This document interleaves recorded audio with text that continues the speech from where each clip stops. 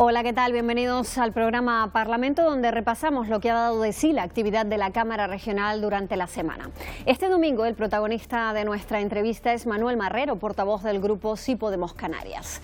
Marrero confía en que el preacuerdo entre el PSOE y Unidas Podemos consiga los apoyos necesarios en Madrid para que haya un gobierno que también pueda dar respuesta a las necesidades de Canarias. Firme defensor del desarrollo sostenible y del bienestar social, Marrero ha dicho que el Ejecutivo canario centra sus prioridades en las personas y no en las obras.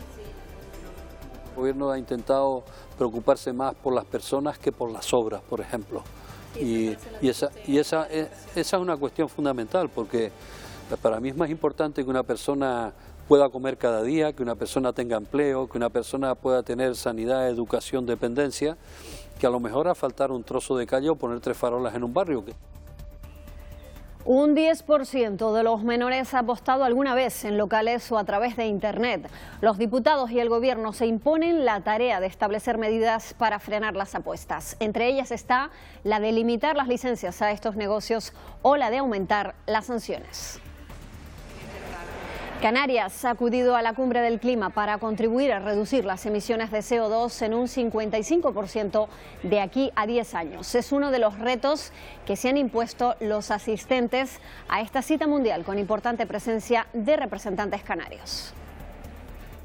La Constitución ha cumplido 41 años y hemos hablado con diputados canarios que participaron en su elaboración.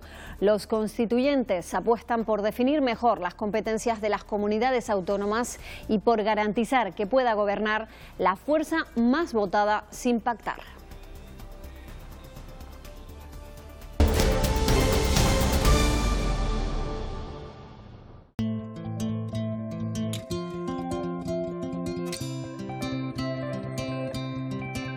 Manuel Marrero Morales nació en Arico en octubre de 1949.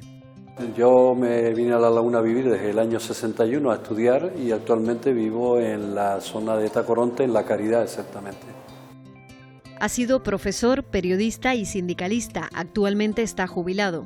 Después de la transición tuvimos que crear el Sindicato de Trabajadores de la Enseñanza y la Unión Confederal de Sindicatos de Trabajadores de la Enseñanza a nivel de Estado, y eso dio lugar a que la gente de enseñanza, tanto el profesorado como el personal laboral, etcétera, pues tuviera una organización asamblearia para luchar en defensa de la escuela pública en Canarias. Es portavoz del grupo parlamentario Sí Podemos Canarias, al que se incorporó en 2017. Éramos un grupo parlamentario de 7 personas, 7 diputados y diputadas en la pasada legislatura. En esta pasamos a 4 y al pasar Noemí Santana, que era la portavoz, a la Consejería de Derechos Sociales, pues el grupo decidió que el portavoz fuera yo.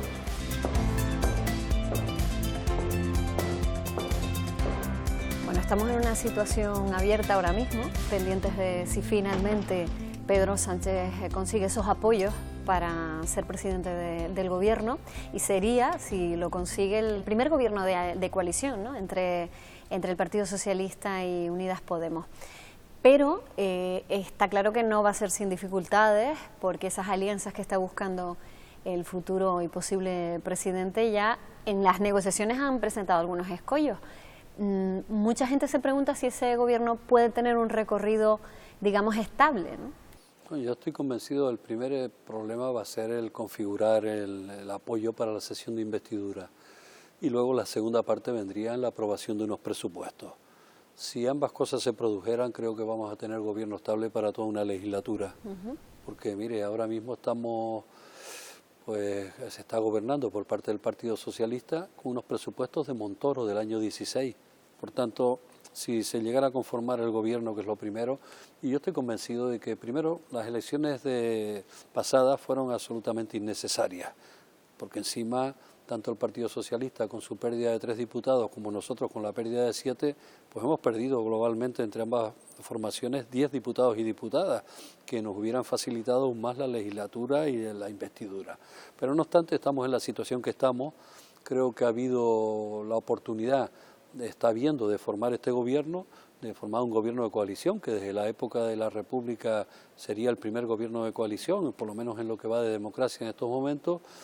Y bueno, el problema está en que el debate de Cataluña ha sido un debate que ha atravesado todas estas anteriores convocatorias de elecciones y hay gente, parece, que no le interesa que se solucione este problema o se avance en la línea de diálogo, porque han puesto toda la carne en el asador. Parece que no avanza. De hecho, nos preguntamos los ciudadanos también qué diferencia puede haber ahora con la que ha habido estos últimos años, ¿no? Intentando salvar ese escollo que al final no permite que se resuelvan las cosas. Pero fíjese, la diferencia está en que hasta ahora no se han puesto los medios. Mariano Rajoy no se sentó a hablar nunca, no quiso dialogar.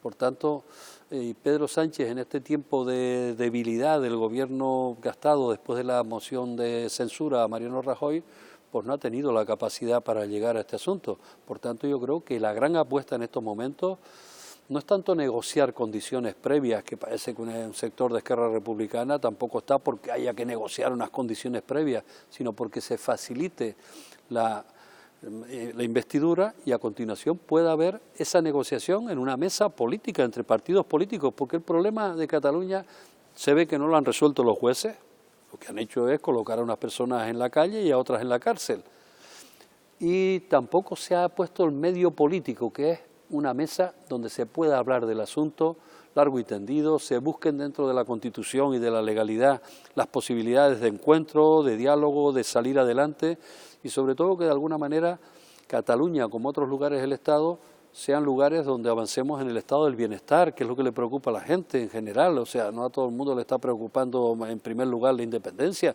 a la gente... No, claro, además el resto de comunidades autónomas vive otra realidad muy distinta. Claro, el problema está que ha habido gente que ha utilizado el problema de Cataluña o la cuestión de la reivindicación de la independencia como gasolina que echar al fuego continuamente para ir creciendo en otros lugares del Estado, no así en Cataluña. Y así tenemos ese crecimiento masivo de la ultraderecha basado fundamentalmente en el peligro que supone la unidad patria, etcétera, cuando lo que hay que hacer es hablar, dialogar mucho. Le iba a preguntar por eso, porque estas últimas elecciones han dado un resultado a Vox mucho mayor que las anteriores, tienen más representatividad en el Congreso. ¿Es una respuesta de una sociedad que está hastiada ya del hartazgo de la gente? ¿Por qué se produce ese vuelco de gente incluso que se manifiesta o se ha manifestado de izquierdas toda la vida y de repente se produce esa subida tan significativa de partidos como Vox? Esa de ultraderecha estaba larvada y ciertamente medio domesticada dentro del Partido Popular. Pero cuando hay tiempos de crisis, históricamente siempre han aparecido salvapatrias, salvadores, que sitúan pues peligros en el extranjero, como que el extranjero le viene a quitar la plaza tanto de empleo como en la sanidad al del país. Y no es verdad, porque los empleos que están ocupando los extranjeros en este país son los empleos que en general no han querido ocupar en muchos casos la población nativa. Las plazas en la sanidad pública y universal en España no tiene ningún problema porque este asunto, ni eso está influyendo en las listas de espera, ni nada por el estilo. Es decir, cuando se basan discursos simples en la xenofobia, en que el enemigo es otra persona, en perder derechos, como por ejemplo los derechos conquistados por las mujeres hacia el camino de la igualdad, que aún estamos muy lejos, etcétera, pues ese es un discurso fácil que cala rápidamente en alguna gente que sin mayor pensamiento o hastiados de la política y de las formas de hacer de los partidos tradicionales, pues apoyan momentáneamente a esto. Yo no creo que en este país haya 3 millones de fascistas. Usted se ha manifestado siempre como un defensor acérrimo del desarrollo sostenible. Estamos en una semana de la cumbre del clima.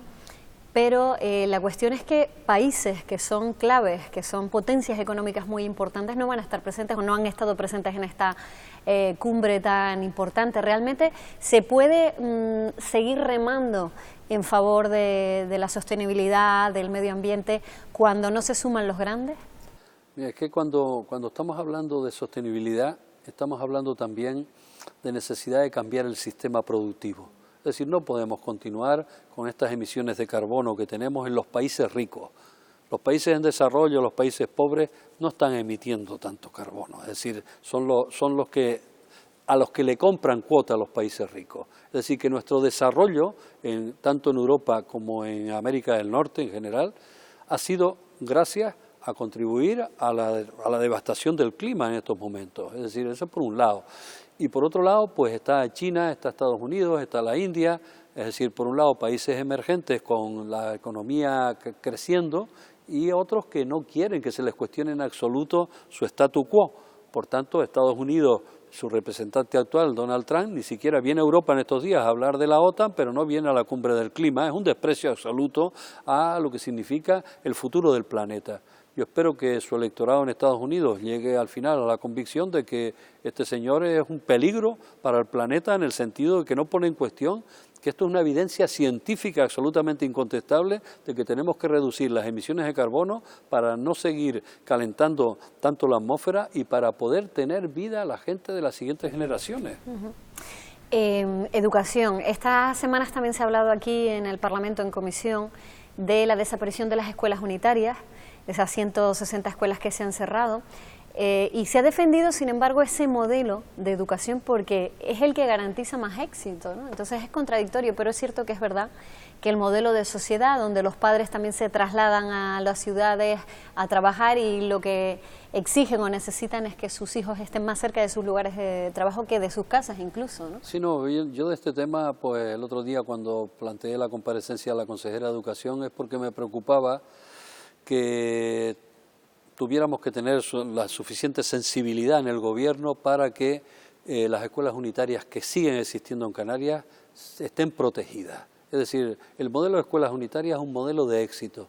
Es un modelo donde los niños y niñas no se trasladan, no tienen largos desplazamientos. No hay absentismo escolar en absoluto en esas escuelas. Cuando se cierra una escuela en un barrio, en un pueblo de nuestras islas, ese es el primer paso para que ese pueblo se vaya despoblando. No me gustaría terminar sin preguntarle por los presupuestos. Todavía se están tratando aquí en el Parlamento, las enmiendas se van a estudiar estos días también.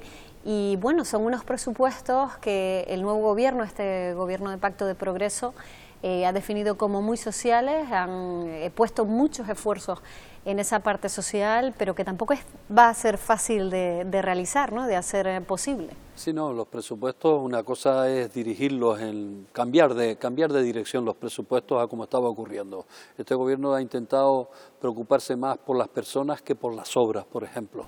Sí, esa frase la ha dicho usted en varias ocasiones. Esa es una cuestión fundamental, porque para mí es más importante que una persona pueda comer cada día, que una persona tenga empleo, que una persona pueda tener sanidad, educación, dependencia, que a lo mejor a faltar un trozo de calle o poner 3 farolas en un barrio, que son necesarias también, pero las prioridades son estas otras desde mi punto de vista. De alguna manera vamos a poner los medios para que haya personal que lleve adelante esas tareas. Bueno, pues señor Marrero, si le parece nos vamos a trasladar a otro punto. Hemos elegido la sala de diputados para seguir hablando con usted del carácter más personal del diputado.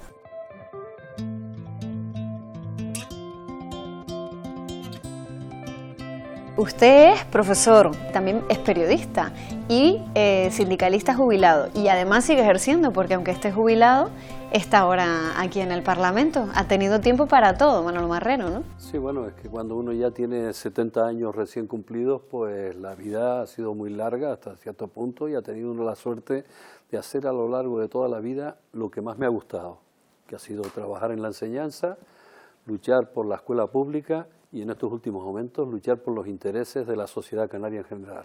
Además es padre de 2 hijos, ya mayores, con sus carreras ya cubiertas, trabajando, y de 2 nietos también, ¿no? Sí, sí, tengo 2 hijos, Iván y Raico, que han estado trabajando, uno 12 años y otro 7 años en el extranjero, como titulados universitarios emigrados de Canarias porque no había otra solución.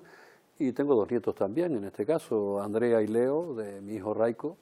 Bueno, son otra manera de entender la vida en esta etapa. Sobre todo una etapa que ha cambiado mucho, ¿no? Porque no solo en la educación, ¿no? Lo hablábamos antes con las redes sociales, con la comunicación digital, estamos a otro ritmo ahora, ¿no? Sí, yo creo que tiene sus bondades, todo este asunto tiene sus bondades y el acercamiento. Lo que pasa es que tiene que haber un uso responsable, tiene que haber una cierta preparación para que la información sea eficaz, no se alimenten solo de la información de las redes, sino que haya contraste, etcétera. Y tiene sus peligros también, y eso, la ciberseguridad y todos estos planteamientos hay que educarlos también, y hay que educarlos en la familia y en los centros educativos desde temprana edad para que los chicos y chicas hagan un uso responsable de las redes sociales. Aficiones también, le gusta mucho la lectura. ¿Qué libros de cabecera recomendaría, por ejemplo, a los que nos están escuchando? Bueno, yo en los últimos tiempos, como el leer novelas lo dejo para el tiempo de verano, lo que sea, lo que leo durante el invierno suele ser poesía, que es mi afición de toda la vida, teatro, poesía, etcétera. Entonces, bueno, yo lo último que he estado leyendo son pues una poeta uruguaya, por ejemplo, Idea Vilariño, en Poemas de Amor, o a Lorca, lo estuve volviendo a leer estos días, a Machado. Siempre tengo unos cuantos libros cerca de la mesa noche por allí, sobre todo de poesía, porque eso me permite leer un poema o dos y dormir con tranquilidad y descansar. Y después abro el libro otro día por otra página distinta y no pasa nada. También los relatos breves son interesantes. Hay amigos que escriben en las redes relatos breves o también pequeños libros de relatos muy breves que son magníficos. Es decir, es como el perfume de la literatura. ¿Y no se ha animado nunca a escribir? Bien, alguna cosilla ha tenido uno publicada, algún cuento en una obra colectiva, Lunáticos creo que se titulaba aquella obra colectiva, donde escribí un cuento dedicado a Óscar Domínguez precisamente, y relacionándolo con eso, con la vida de Óscar Domínguez. Y después, bueno, uno ha escrito, sobre todo ha escrito muchos artículos periodísticos de opinión y alguna cuestión, una cuestión también sobre arte en la calle en Santa Cruz de Tenerife. Editamos una cuestión de iniciación a la enseñanza de la imagen con motivo de la escultura, de la exposición de escultura de los años 70 en Santa Cruz, de la cual yo como alumno asistí. Tuve la ocasión de asistir a aquella exposición internacional de escultura y luego rescaté aquello como un itinerario para que los alumnos y alumnas que visitaran Santa Cruz de Tenerife tuvieran aquella unidad didáctica para hacer un recorrido al arte contemporáneo a través del paseo por las Ramblas y por el Parque de Santa Cruz. Bueno, pues sin duda un hombre con muchas inquietudes, Manuel Marrero. Muchísimas gracias por atendernos. Vale, muchas gracias a ustedes.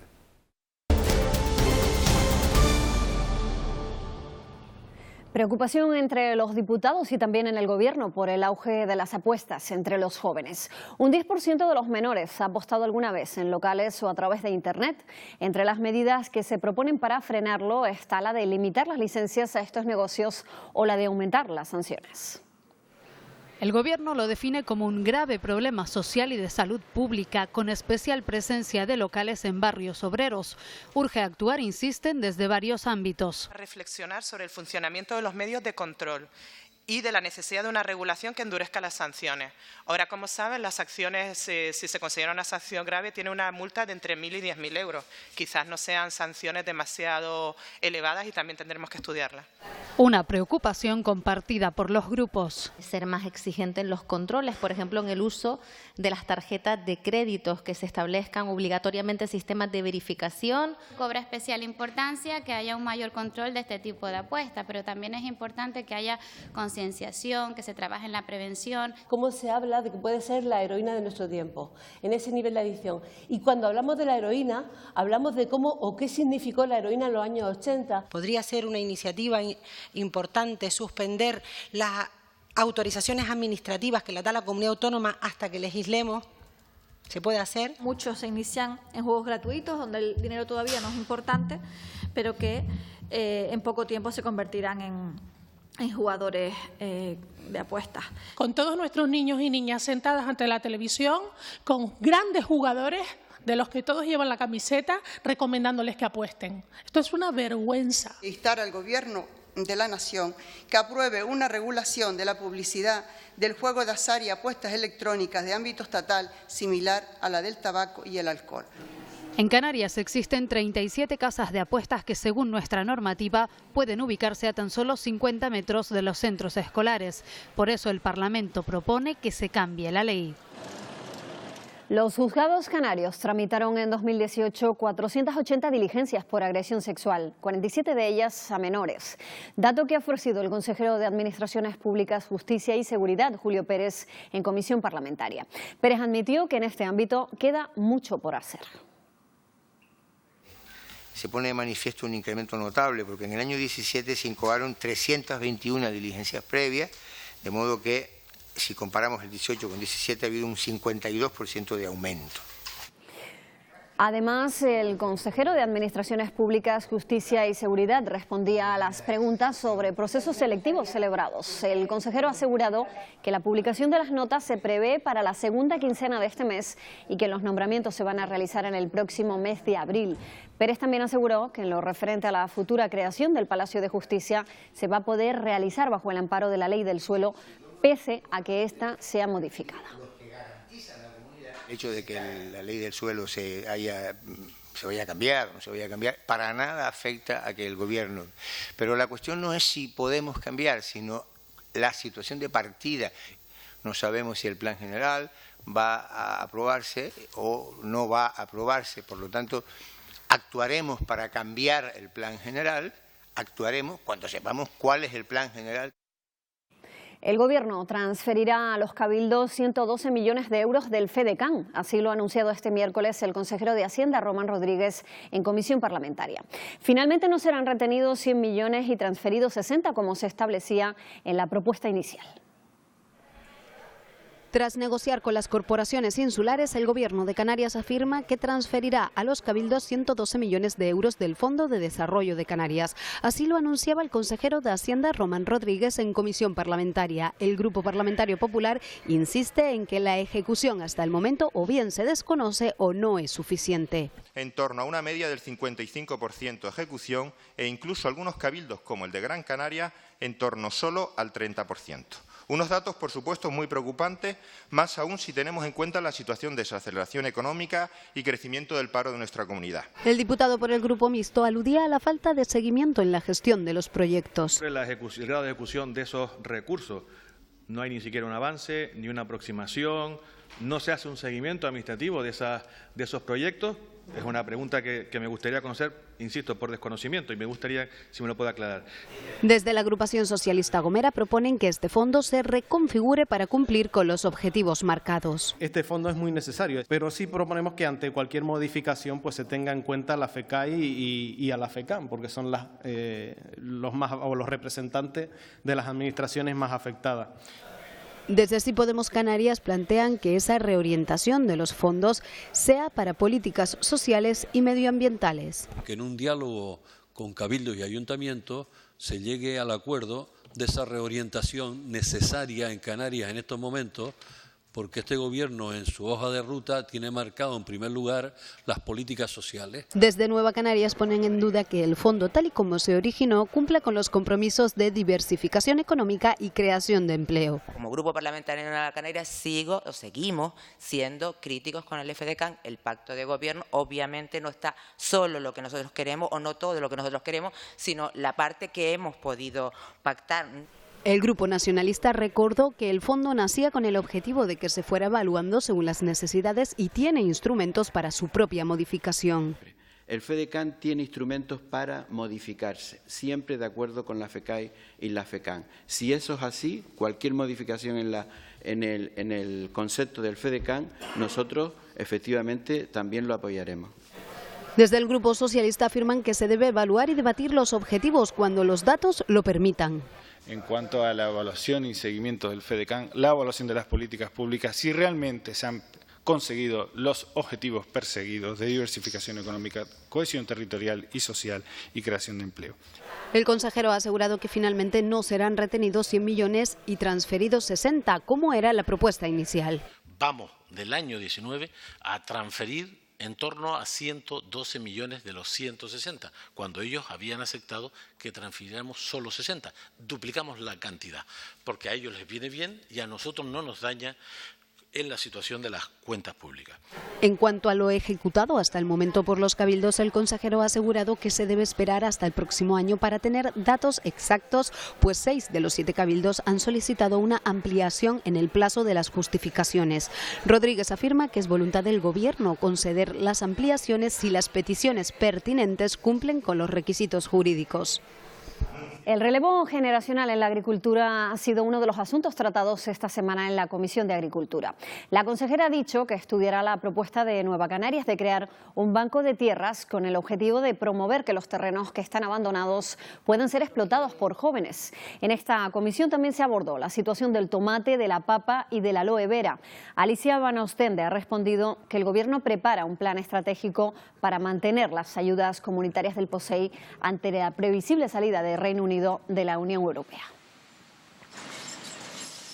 Y en este nuevo plan estratégico tendremos que valorar también cómo mantener esas ayudas del POSEI a la hectárea y cómo buscar otras alternativas para el sector tomatero, porque es cierto es que desde la Unión Europea también nos advierten que el sector debe ser rentable y viable por sí mismo. Aprobada en comisión parlamentaria una proposición no de ley para instar al Gobierno del Estado a que refuerce las dotaciones del Seprona en Canarias. Una iniciativa que persigue aumentar la vigilancia sobre el espacio protegido de las islas. También se ha anunciado la creación de un mapa de acceso público a la costa. La medida permitiría a los ciudadanos conocer las zonas señalizadas y, por lo tanto, no seguras. Se va a tratar de esa herramienta cartográfica, señalar y formalizar, hacer un mapa de todos los accesos públicos que hay en las playas de Canarias y en los casos en los que incluso esos accesos tengan dificultades de poder acceder a ellos, eliminar esos obstáculos. El administrador único de Radio Televisión Canaria, Francisco Moreno, ha pedido al Parlamento cambios normativos aprovechando la ley de presupuestos para sentar las bases de una estructura moderna en Radio Televisión Canaria. Unas bases, ha dicho, para garantizar la continuidad del servicio público. Moreno ha solicitado además apoyos para afrontar el futuro de la televisión y adaptarla al siglo XXI. Francisco Moreno pide la colaboración del Parlamento para ordenar y modernizar Radio Televisión Canaria, que se encuentra, según sus palabras, en una situación de déficit estructural y organizativo. Procedimentar adecuadamente nuestras operaciones resulta fundamental para modernizar la empresa y hacerla más eficiente en su funcionamiento. Les pido que me puedan facilitar ese objetivo. Los grupos, en su mayoría, le tienden la mano, aunque consideran prioritario que se defina el modelo de gestión. Ciudadanos exige que se constituya la Junta de Control. Usted nos pide tener las competencias que tendría, por ejemplo, una Junta de Control y nos pide hacerlo por la puerta de atrás. Tenderle a usted la mano y que cuenta con todo nuestro apoyo para conseguir que los objetivos de mejora se cumplan y cuanto antes, pues muchísimo mejor. Uno de los problemas de la televisión canaria es que llevamos arrastrando un parcheo constante, entonces cuando un instrumento ya no sirve, pues no sirve y no se puede ni siquiera ni reciclar. No es fácil la tarea que tiene por delante, señor Moreno, pero no lo es menos la que deben asumir los miembros de esta comisión, el control de sus actuaciones. Que usted nos indicara qué tipo de enmiendas hay que presentar, porque aquí estamos todas las formaciones políticas que podemos presentar esas enmiendas para facilitarle el trabajo. Pues alguien tendrá que explicarnos cuál es el modelo al que vamos, porque nosotros sí lo tenemos claro. ¿Qué ocurre, por lo tanto, dentro de ese modelo con el personal? ¿Qué ocurre dentro de ese modelo con el material? Resolver las incidencias diarias, los problemas diarios, pero no pierda de vista el modelo o el camino al que debemos llegar.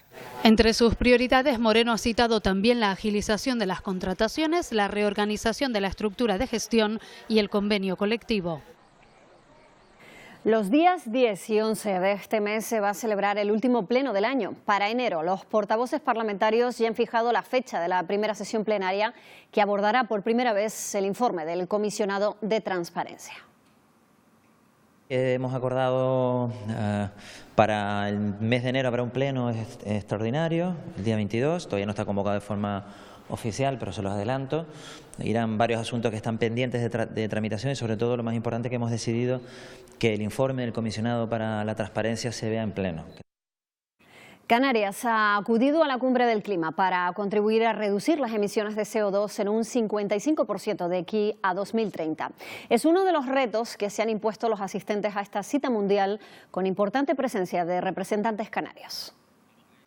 Canarias quiere ser un referente en sostenibilidad, por ejemplo, a través de un observatorio contra el cambio climático. En ese sentido, el presidente del Ejecutivo pone en valor la defensa que la ONU hace de las islas. Una magnífica noticia trabajada durante bastantes meses, en el sentido de que ha habido propuestas, en este caso es la isla de Gran Canaria, para poder ser un lugar de excelencia contra el cambio climático designada por la Organización de las Naciones Unidas.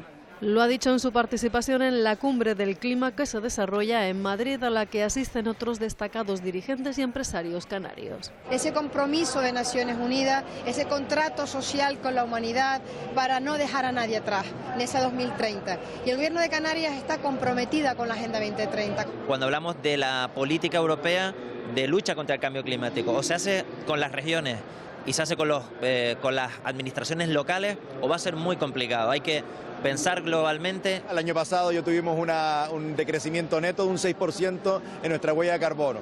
¿Cómo? Pues convirtiéndonos en una referencia a nivel de Canarias, desde luego ya, y también a nivel estatal, sobre todo en la movilidad que es el mayor factor urbano de generación de gases de efecto invernadero. El liderazgo compartido que queremos tener con las administraciones públicas desde las organizaciones empresariales para liderar este proceso absolutamente necesario para la empresa y absolutamente necesario para una comunidad como la Canaria, que depende mucho del sector turístico. Una importante agenda canaria que continuará también la próxima semana. El viernes, la Constitución española cumplía 41 años, coincidiendo con el inicio de una legislatura en el Congreso con más partidos que nunca. En medio de un debate sobre la conveniencia o no de su reforma, hemos hablado con diputados canarios que estuvieron en la creación de la Constitución. Todos apuestan por que se garantice un Estado sólido que evite problemas territoriales como el de Cataluña. Estos hombres y mujeres canarios fueron parte de los diputados y senadores que firmaron la Constitución de 1978. Consideran que en sus 41 años de vida, la Carta Magna ha cumplido. La más avanzada del sistema constitucional mundial, que es constituir a España en un Estado social y democrático de derecho. Sin embargo, es momento, dicen, para una reforma. Desde la izquierda proponen que se garantice la formación de gobierno y un Estado sólido. No se puede estar con esta generosidad que estableció la Constitución del 78, que admite que todo el mundo, aunque sea contrario a la Constitución, se la quiera cargar. O pasamos a un sistema presidencialista, o tenemos que ir a fórmulas de que el partido que más gane sea el que gobierne. El no haber definido bien en la Constitución las competencias ha generado muchos conflictos y esa indeterminación, esa imprecisión no ha sido precisamente saludable para el Estado. Uno dice recentralizar, yo digo que no, que las autonomías han dado un juego al desarrollo económico y social del país sin parangón. Para el centro-derecha, los cambios no son indispensables, aunque encajarían pequeñas modificaciones. Yo no estoy con el discurso de algunos dirigentes que dicen que hay que cambiar la Constitución porque los jóvenes de ahora no vivían cuando se aprobó esta. Eso es una falacia. Otra cosa es que necesite algunas modificaciones, pero para eso es necesario, porque la propia Constitución lo establece, un acuerdo muy grande. Hay que tener cuidado con la reforma. Yo creo que lo fundamental es que en la reforma hubiese un mismo espíritu de concordia y de consenso que hubo cuando aprobamos la Constitución en 1978. Diputados como ellos han firmado un manifiesto junto a otros constituyentes pidiendo que se forme gobierno cuanto antes, eso sí, siempre en el marco de la Constitución. Un parlamento muy fraccionado no facilita la estabilidad. No significa forzosamente que tenga que haber un gobierno de concentración nacional, es decir, un gobierno en el que esté el PSOE y el PP. No tiene por qué ser así. Hay muchas fórmulas. Yo tengo la firme esperanza de que podamos, pero efectivamente dentro de los casos constitucionales, conseguir un consenso que permita seguir desarrollando la vida política de los españoles de la manera que hasta ahora estamos haciendo, con prosperidad y con igualdad y solidaridad entre las regiones. La mayoría de los grupos parlamentarios coinciden en que es necesaria esa revisión de la Carta Magna. Hemos preguntado a los portavoces qué cambios incluirían en la Constitución y su significado en la historia de este país.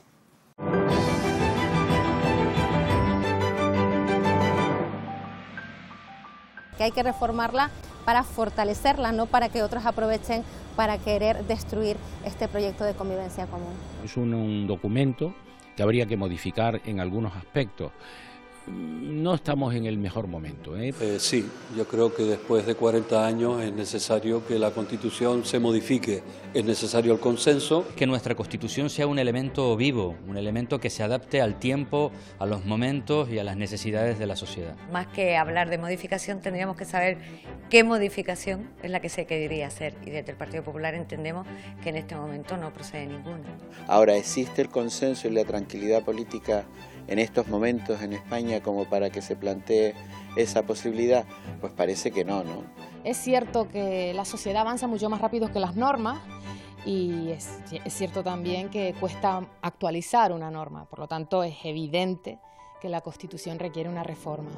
Garantizar presupuestariamente determinados derechos sociales. Tenemos el caso, por ejemplo, de la dependencia, que es un derecho, pero que luego en los presupuestos no cuenta con partida. No es posible concebir que nuestros fueros, y entre ellos nuestro régimen económico y fiscal, permanentemente sea en función de la respuesta que dé el color político que gobierna en España. Que hay que blindar los derechos de la ciudadanía, es decir, no puede ser que queden al albur del partido político de turno el que la gente tenga pensiones o no, el que la gente tenga pleno derecho a la vivienda, a la sanidad o al empleo. Una república, pero aspectos más concretos y que aterrizan en la realidad canaria, sin duda alguna, elementos como la consideración de región ultraperiférica de Canarias. Tendríamos que tener muy claro qué es lo que queremos cambiar, por qué, pero sobre todo contar con el consenso preciso. El tema de la corona, pero también elementos como puede ser el título 8º de la Constitución, es decir, todo ese engranaje que hace posible el Estado de las autonomías. Durante todos estos años ha habido una serie de conquistas sociales en España que deberían estar plasmadas en la Constitución. Se me viene a la cabeza, a bote pronto, el matrimonio igualitario. El que exista ese Estado de las autonomías que realmente sí que reconoce la diversidad, la pluralidad de nuestro país. Ha sido la Constitución española una pieza fundamental para la convivencia en paz y para el desarrollo económico y social de nuestro país. Cuando se elabora era un momento complejo, salida de una lamentable dictadura de muchísimo tiempo, y hubo que hacer muchísimas renuncias para tener algo que, sin ser la que cada uno quería, pudiera representar a todos. Que la Constitución no ha sido un regalo, ha sido una conquista, que es imperfecta efectivamente y que hay que modificarla y mejorarla también. Nosotros estamos por eso dentro del diálogo. Bueno, pues la unidad de todos los españoles y la convivencia pacífica de todos los españoles. Son las reglas de juego que nos hemos dado, en este caso todos los españoles y las españolas, para convivir, para tratarnos entre nosotros entre iguales. Fue un ejemplo de dar un paso al frente y olvidar o perdonar muchísimas cosas. Ahora toca otra etapa, es otra fase en este país. También hemos querido formular las mismas preguntas a los diputados canarios en el Congreso.